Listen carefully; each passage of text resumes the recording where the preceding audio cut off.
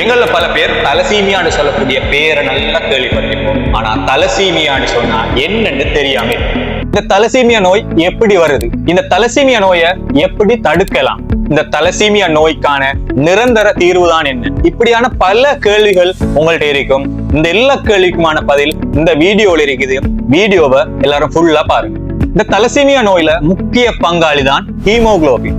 எங்களோட உடம்புல இருக்கக்கூடிய பிளட்ல காணப்படக்கூடிய இந்த ஹீமோகுளோபின் தான் எங்களை உடம்புக்கு தேவையான எல்லா வகையான ஆக்சிஜன்களையும் முழு உடலுக்கும் கடத்தக்கூடியது. இந்த ஹீமோகுளோபின் அல்பா பீட்டான்னு சொல்லக்கூடிய ஒரு சங்கிலி புரதத்தால ஆயிருக்கு. தலசீமியா மேஜர் பீட்டான்னு சொல்லக்கூடிய ஒரு நோயாளிக்கு பீட்டான்னு சொல்லக்கூடிய புரத சங்கிலி அங்க உற்பத்தி ஆயிருக்காது. அப்படி உற்பத்தி ஆகலன்னு சொன்னா அவங்களுக்கான ஆக்சிஜன் சரியான முறையில அவங்கள உடம்புல போய் சேராது. இப்படி பீட்டா உற்பத்தி ஆகாத காரணத்தால அவங்களோட உடம்புல இருக்கக்கூடிய ரெட் பிளட் செல்ஸ் எல்லாம் குறிப்பிட்ட காலத்தோடயே அழிஞ்சு போயிடும். திரும்ப உற்பத்தி ஆகிறது அங்க நடக்காது. இந்த நோய் எதாலதான் உருவாகுது? இந்த நோய் உருவாதுக்கான முக்கியமான காரணம் என்ன? தாயும் தந்தையும் தலசீமியா நோயை கடத்தக்கூடிய கடத்திகளா இருப்பாங்கன்னு சொன்னா அவங்களுக்கு பிறக்கக்கூடிய குழந்தைகள் 25% தேக ஆரோக்கியம் உள்ள குழந்தைகள் பிறக்கும். அதோட 50% குழந்தைகள் அந்த தலசீமியா நோயை கடத்தக்கூடிய பிள்ளைகளாக பிறக்கும். எஞ்சி இருக்கக்கூடிய 25% பிள்ளைகள் கண்டிப்பாக தலசீமியா மேஜர் பீட்டான்னு சொல்லக்கூடிய நோயோடைய பிறக்கக்கூடிய பிள்ளைகளா இருக்கும். எனவே இது ஒரு பரம்பரை நோயை தவிர ஒரு தொற்று நோய் இல்லை. இந்த நோய்க்கான அறிகுறிகள் தான் என்ன? இந்த நோய் வாய்ப்பட்ட குழந்தைகள் எப்படி இருப்பாங்கன்னு சொன்னா சாதாரண குழந்தைகள் போலவே பிறப்பாங்க. பிறந்தது முதல் 4 மாதத்திலிருந்து 2 வயசுக்குள்ள சில அறிகுறிகள் தென்படும். இப்படியான அறிகுறிகள் தென்பட்டால் அந்த குழந்தைங்க தலசீமியா நோய்க்கு உட்படுத்தப்பட்டிருக்கிறாங்கன்னு சொல்லி அர்த்தம். உதாரணத்துக்கு சொன்னா அந்த குழந்தைக்கு 1 வயசு இருக்கும். ஆனா 1 வயசுக்கான வளர்ச்சி அந்த பிள்ளைகிட்ட இருக்கு. பிள்ளையோட வயிறு வீங்கி காணப்படும். பிள்ளைக்கு இரத்த சோகை நோய் அதிகமாக இருக்கு. பிள்ளை மஞ்ச கலரா மாறி. இப்படியான நோய் அறிகுறிகள் இருந்தா பக்கத்தில் இருக்கிற ஹாஸ்பிட்டலுக்கு கட்டாயம் அழைச்சிட்டு போங்க. அழைச்சிட்டு போயிட்டு ஹீமோகுளோபின் பரிசோதனையை செஞ்சு பாருங்க. உடனே அதற்கான ரிசல்ட்ஸையும் பெற்றுக்கொள்ளலாம். எல்லாம் சரி, இந்த நோய்க்கான தீர்வு தான் என்ன? இந்த நோய்க்கான தற்காலிக தீர்வாக ஒவ்வொரு ஹாஸ்பிட்டலையும் தலசீமியா யூனிட்ல அந்த பிள்ளைகளுக்கு தேவைப்படுகின்ற ரெட் பிளட் செல்ஸ் எவ்வளவு தேவைப்படுதோ அதை ஒவ்வொரு மாசத்துக்கு 1 தடவையோ அல்லது மாசத்துக்கு 2 தடவையோ அல்லது மாசத்துக்கு 3 தடவையோ பிளட் டிரான்ஸ்ஃபியூஷன் செய்யணும்.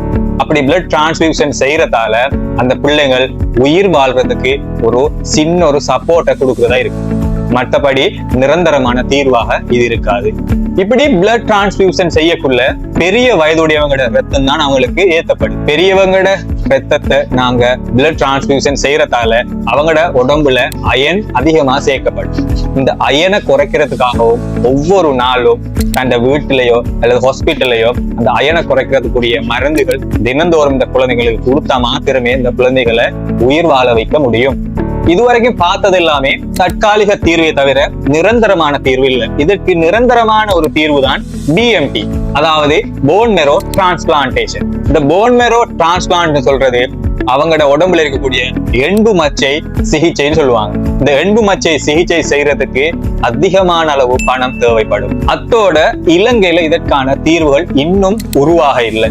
இதற்கு இந்தியா போன்ற பெரிய நாடுகளுக்கு சென்றுதான் இதற்கான பரிசோதனையை செஞ்சு இதற்கான சிகிச்சையும் நாங்க செய்யக்கூடியதா இருக்கும். போன் மெரோ டிரான்ஸ்பிளான்டேஷன் செய்யறதா இருந்தாலும் இதற்கு 100% மெச்சாகக்கூடிய டோனர் அவசியம். இந்த நோயிலிருந்து எங்களை எப்படி பாதுகாத்துக் கொள்றது? இந்த நோயிலிருந்து எங்களையும் எங்களோட அடுத்த சந்ததிகளையும் பாதுகாக்கிறதுக்கு திருமணத்துக்கு முன்னதாகவோ அல்லது திருமணமான பிறகு பிரெக்னன்சி பீரியட்லயோ நாங்க கண்டிப்பாக CBC and HB blood checkup கண்டிப்பா நாங்க செஞ்சு கொள்ளணும். இப்படி செய்யறதன் மூலமாக அடுத்த சந்ததிகளையும் இந்த நோயிலிருந்து நாங்க பாதுகாக்கிறதுக்கு வழியா அமையும்.